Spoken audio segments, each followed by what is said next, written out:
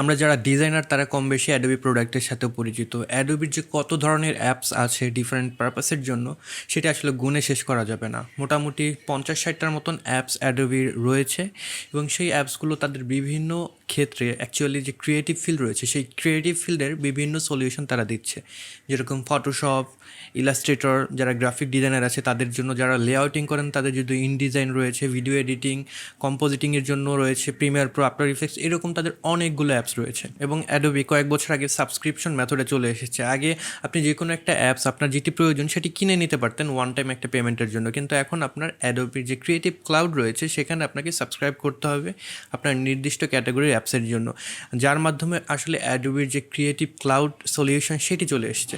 তো অ্যাডোবি তাদের যে ব্র্যান্ডিং রয়েছে সেই ব্র্যান্ডিংয়ে কিছু চেঞ্জ নিয়ে এসেছে, তাদের যে লোগোগুলো রয়েছিল সেগুলোকে একটু মডিফাই করেছে। আজকের ভিডিওতে আমরা সেটি নিয়ে কথা বলছি। অ্যাডোবির আগে ক্রিয়েটিভ ক্লাউডের যে লোগো ছিল সেটি ছিল লাল এবং সাদার ভিতরে, যেটি দেখতে অনেকটা এলিগেন্ট এবং কর্পোরেট টাইপের ছিল, কিন্তু অ্যাডোবির যে সলিউশন বা অ্যাডোবির যে প্রোডাক্টগুলো সেগুলো কিন্তু ক্রিয়েটিভ ফিল্ডের জন্য, যেখানে অনেক কালার নিয়ে খেলা করা হয়।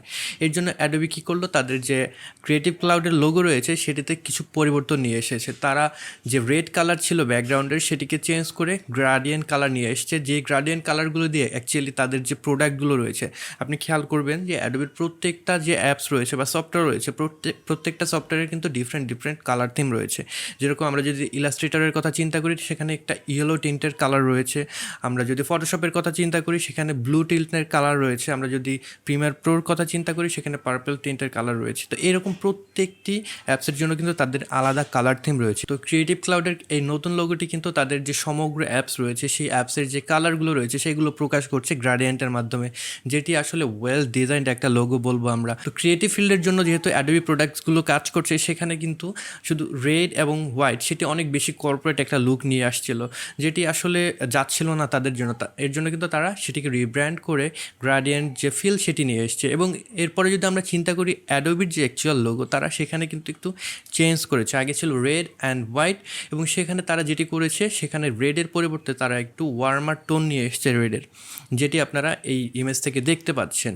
এবং সর্বশেষে তারা কিন্তু তাদের যে লোগোগুলো রয়েছে সেগুলোকে মডিফাই করছে। আগে প্রত্যেকটা সফটওয়্যারের যে লোগো বা আইকন ছিল সেই আইকনগুলোর সাথে একটা বর্ডার ছিল, তারা সেই বর্ডারগুলোকে রিমুভ করে দিয়েছে। আগে কিন্তু একদম আপনি যদি লক্ষ্য করেন আমাদের কয়েকটা ভার্সন আগে সেখানে প্রত্যেকটা সফটওয়্যারের যে আইকন ছিল সেই আইকনগুলো একদম স্কোয়ার ছিল, পরে সেগুলোকে তারা একটু রাউন্ডেড স্কোয়ার করে দিয়েছে এবং এখন তারা সেখান থেকে রিমুভ করে দিয়েছে যে বর্ডার ছিল সেটি, যাতে করে ডিফারেন্ট প্ল্যাটফর্মের জন্য তাদের যে অ্যাপসের আইকনগুলো রয়েছে সেগুলো ফিট হয়। যেরকম উইন্ডোজের জন্য রয়েছে, আইওএসের জন্য রয়েছে, অ্যান্ড্রয়েডের জন্য অ্যাডোবির অ্যাপস রয়েছে। তো প্রত্যেকটি ক্ষেত্রের জন্য সিমলেসলি তাদের এই আইকনগুলো কাজ করে, এর জন্য তারা রিব্র্যান্ড করে এটি নিয়ে এসছে। তো আপনাদের যদি এই টাইপের ভিডিও ভালো লাগে, ডিফারেন্ট গ্রাফিক ডিজাইন রিলেটেড যে নিউজগুলো রয়েছে সেগুলো যদি চান আমি কভার করি, সেক্ষেত্রে এই ভিডিওর কমেন্টে অবশ্যই জানাবেন। এই ভিডিওটি কেমন লাগলো সেটিও আমাকে জানাতে ভুলবেন না।